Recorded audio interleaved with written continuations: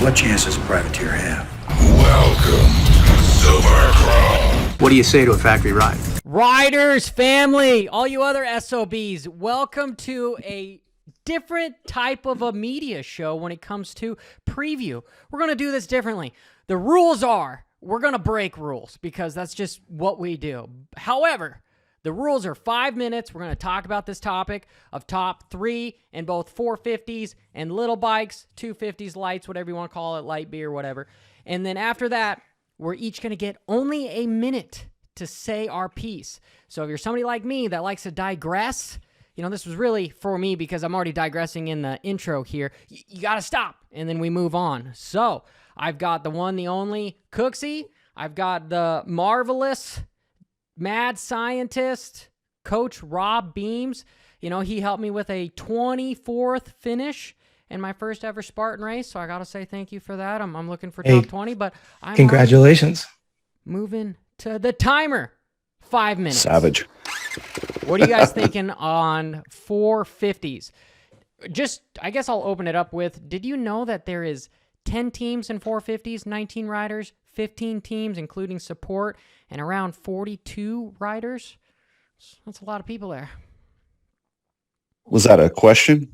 I mean, I was just pointing it out here because we've got 5 minutes, so I'm trying to rush along. I've been talking for the first four. So let's start with the topic with 40 some odd people and 15 teams. So there's a lot to pick through as far as top three. Is that 40 minutes or 4 minutes, Johnny? That's 4 minutes. You're okay. running out of time. You know what? Since you're using our time, I'm going to jump right in here. And I'm going to go with, because we're going to do our top three at the end of the series, who we're going to have ranked out, right? There's so many riders to pick from on Husky, Gas, I know, but KTM. That's why we're narrowing it down to our top three, correct? That is exactly what we're doing. But I mean, you guys don't want to talk. You've digressed for over a minute. Can I go? Well, I can. Okay, he cut me off, folks. Okay, so we're Johnny. Are we going here? It's great. We're going. Okay, we're going, Coach. We're off to a flying start, Coach. Well, okay, fine. We're fouling a plug. We're fouling a plug. Look out. Top third guy 250. Third guy 450.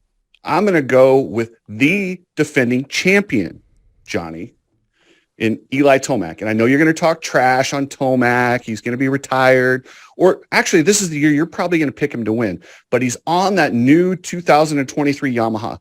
We all know Eli Tomac whenever he's on a new bike or doesn't feel comfortable.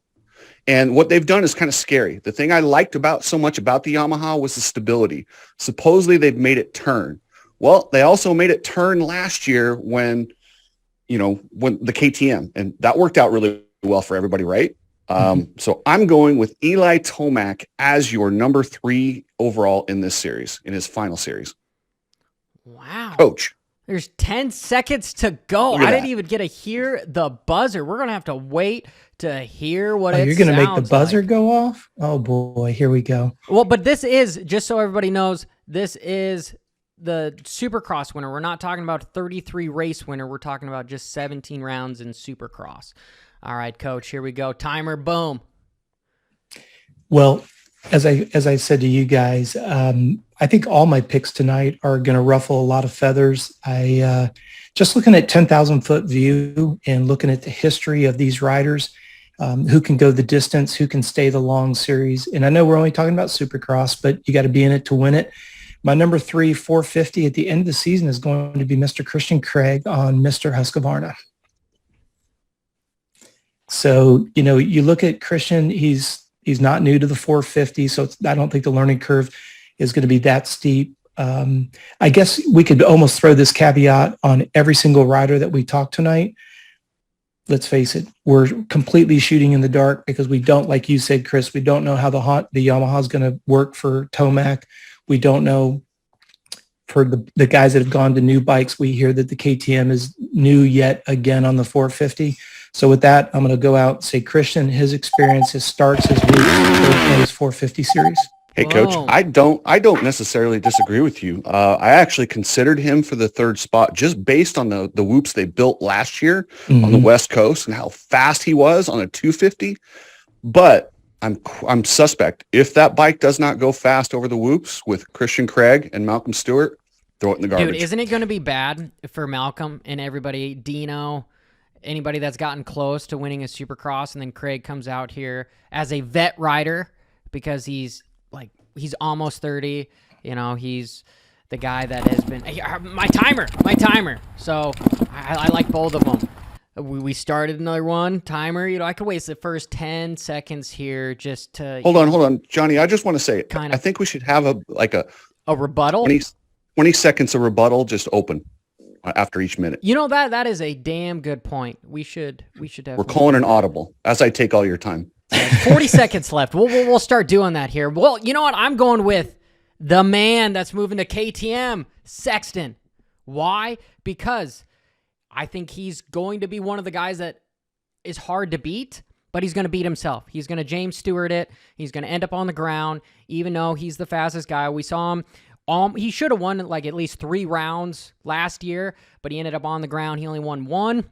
And then look what he did in outdoors. He could have won that championship, but unfortunately, he kind of got in his own way, and he lost it. So I think we're going to see a little bit more of the same when it comes from Sexton.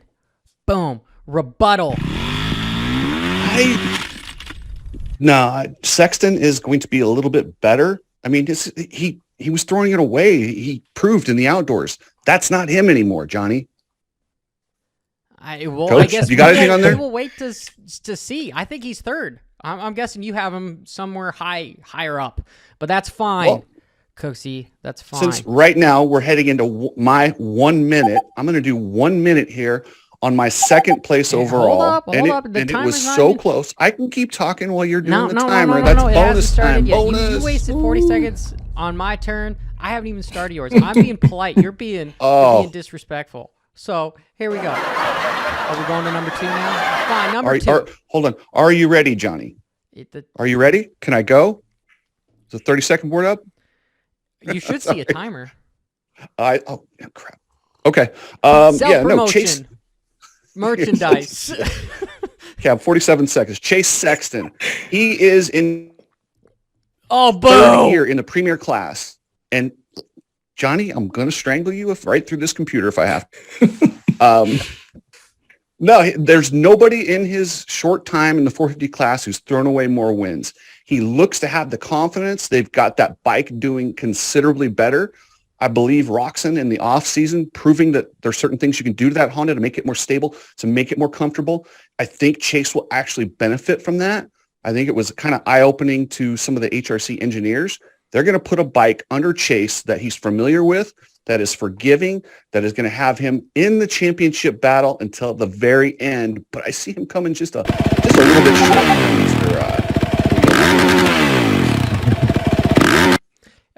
Anyone else? You mean an orange bike is what you mean? In first?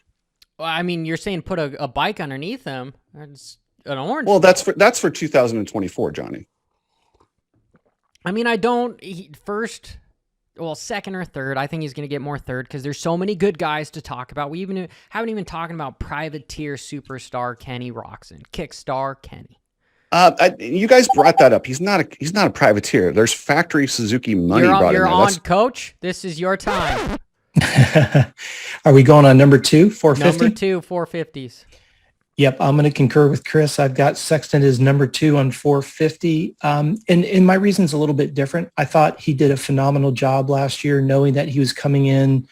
Let's face it, he was not the top guy at Honda going in, but as the year progressed, he kept proving that he was there. Now, we would all agree he threw away a lot of races, but we also understand as an industry and all the listeners, and there's always a pecking order in that rig, and that, there's that fight within a fight within a fight. And I thought he did a great job he persevered for himself, getting the top dog in the rig. He did that. He did throw away that championship at the end of the season, but I think he matured tremendously because of all of that and through all of that. And I think because of his KTM deal, he's realizing that the industry themselves are seeing him as the future. And I see him really stepping into that role in a very big way. So I got Sexton number 2. Hold on. You said he threw away the outdoor championship? Well, remember in that last moto, he went down, the commentators were saying he was looking to the side or whatever, but he just, he put the bike on the ground. He made a judgment call, and, his head wasn't where he wasn't attacking. I don't think he threw it away. He was also in panic mode. I'm just saying, figuratively speaking, you can't win when you're on the ground. You reduce your chances of beating Tomac. Shit But happened. it was the You're on the last ground 3 moto, and times. it was essentially over because of what Tomac did in the first moto. Yeah, but I wouldn't- no disrespect. I thought he had stepped up all season long. I'm just saying, with the exception of that, people say, but he cracked. No, he didn't. He just had a couple bad races. But in regards to getting into that realm of the top pecking order, there's so much maturity that comes with that. And I think he showed it all year long. Cut you off, but the minute timer here. I'm going with Tomac for number 2. It was hard for me. I wanted to say he was going to win, but I think this is his last year. He had such a good season last year. What more could a man want but to just finish it out? I really think he's Supercross only. He's going to do well here, phone it in a little bit, maybe win some races. He won 7 races last year, and he didn't even race the last race, because he had his torn ACL, whatever. He still was the champ, multiple champ. And what he doesn't have is a World Supercross championship. So I think his priority is make it through Supercross and then race World Supercross. So I don't think he's going to risk the biscuit to make it happen. And to kind of piggyback off of what Cooksey said was it's a new bike. They need time to get these factory parts. And sometimes they just don't make them when it's a year open. So for that reason, he's number 2. Well, and wouldn't you say, if any of the riders who have struggled adapting to a new bike, it's Tomac. He's not a guy who will go fast when he's uncomfortable. Would you agree? Yeah, that's why Definitely he was agree. getting away from Kawasaki, was because he was having factory part issues with suspension. We need a long, drawn out pause. after that. Pause for emphasis. It's about my turn. And we're going to go with, see the green right there, right above my head? Kawasaki dude, I need green. support help here for all this damn timer bullshit. Oh, hey, look, Stop it's 55 using my seconds. time, Johnny. Johnny, you're killing me here, bro. Killing me, Johnny. Jason El Hombre Anderson should have won the title last year. Had it not been for a couple stupid mistakes with Malcolm Stewart, Justin Barsha, I think a married new father and Jason Anderson is going to bring a newfound maturity to that Kawasaki team. And he is going to clean up those mistakes that he made last year. And while Tomac struggles to get used to the bike, Anderson's going to be winning races. He's going to get out there and he's going to have a big lead. And we're going to see much like 2018. And we're going to see El Hombre, Jason Anderson, bringing home the title. But he must stay out of trouble. Don't do any stupid stuff. Don't get into, if you see Bam Bam, don't go to the outside of him. Don't go to the outside of anything that can clean you up. And that's it. My 1 minute. Boom. Yeah. We got 20 seconds on here. You have a good point. This is actually the first time that I actually agree with you on something. I don't know what's going wrong with the world right now, but that makes me lose faith in my pick. with probation, is the probations going to last through motocross? No, that was last year. It's off. With super motocross, I don't know. No. It's probation's that count like that year. It's not calendar year. It's that year. No. But if something like that was to happen again, then coach, you're 1 minute. I can't talk anymore. My number 1, I'm going with Mr. Tomac. My only trepidation, of course, is the new frame, but the idea that he spent time in Florida testing the bike. He did do the off-season Supercross races, and I thought he looked really good. No, he didn't win it, but I thought he looked really good. I mean, it's the first time we've seen him race in the off-season in I don't know how many years. So I think he's kept himself sharp. I think he's kept himself fresh. The effort that he's making to come down to Florida and shake this bike down. We know he's got the mental tenacity of just about, I don't think we've seen anything like it in a very long time. So for that reason alone, I've got Tomac. Like you said earlier, Chris, this is his last year. I think there's a little bit of pressure, and I think almost that fine line between laissez-faire, don't care, which I think will be better for him. But because he's kept himself polished, I think he's going to be really good. Let's not forget those off-season races, though, Coach. That delayed him in testing the new bike. Ferrandis had been riding it. Yeah. Well, that's why I said at the beginning of it, that's my only concern is I don't know, how much is the difference of his lap times on the two different bikes. But I'm just going to look at, he's done his off-season a little bit differently. It's going into his last year and coming off of a great season last year. I think that momentum will carry forward. Well, and I think his last year, being that it is his last year, I don't think he's going to risk it. That's just my opinion.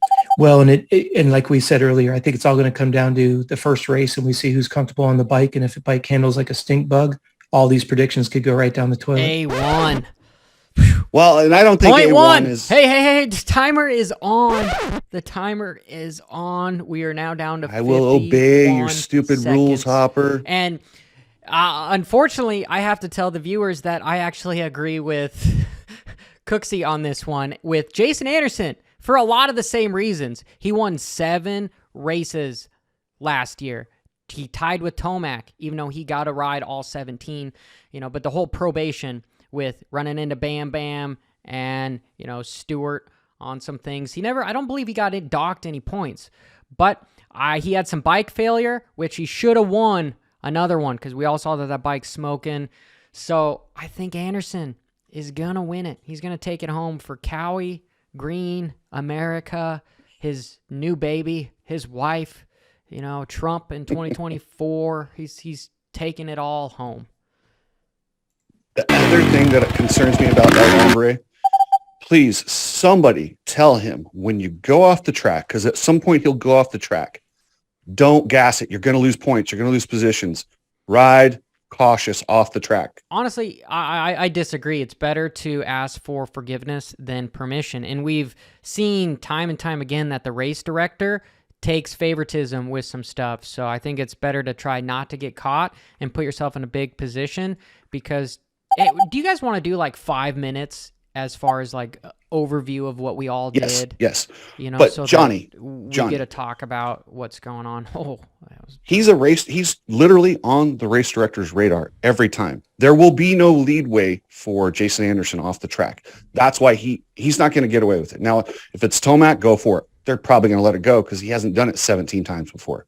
I know, but I was listening to Whiskey Throttle, and it was actually, I believe, Hunter and Jet's dad that was saying, hey, we like to beat down on somebody that makes a split second decision when most people can't even like pay their phone bill or make like lifelong decisions. So I say, as far as a racer mindset, when you have the opportunity, you execute it, because if there really is not that much repercussion, because what did he get? It's not like he got big fines. I mean, yeah, he got docked, but 2 or 3 positions. That's what it's going to come down to at the final. Well, that was because he was also on difference. Probation, I believe.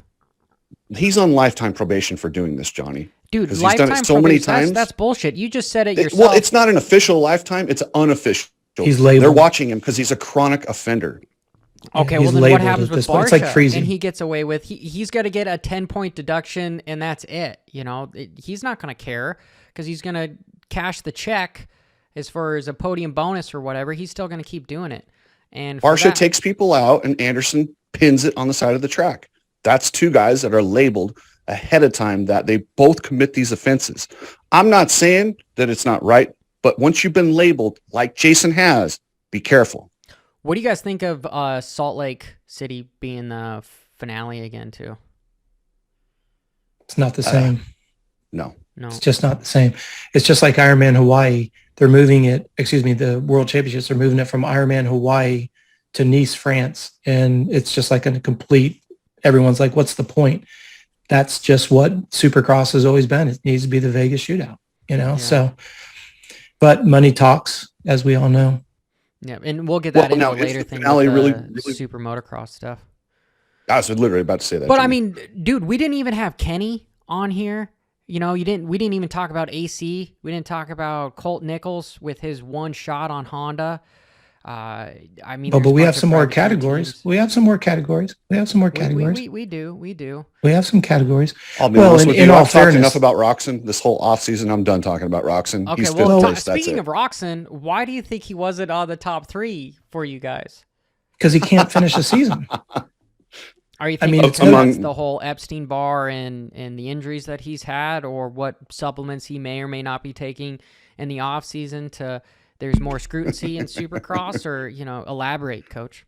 Well, just think about it. I mean, we're always going into the first round not knowing, what the rest of the season's going to look like. And what I mean by that is year after year starts with a bang, ends with a fizzle.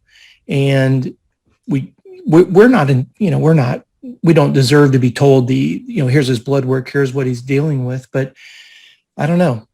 If you look at last year, you look at the race that he won one weekend and then got lapped, or vice versa, got lapped and then won the next weekend, whatever it was. You don't have inconsistencies with such a deep field when you've got Epstein-Barr. You don't recover over 7 days like that. So when you look at this newfound energy to go travel internationally, jet setting across the big ocean. Hardly any time off.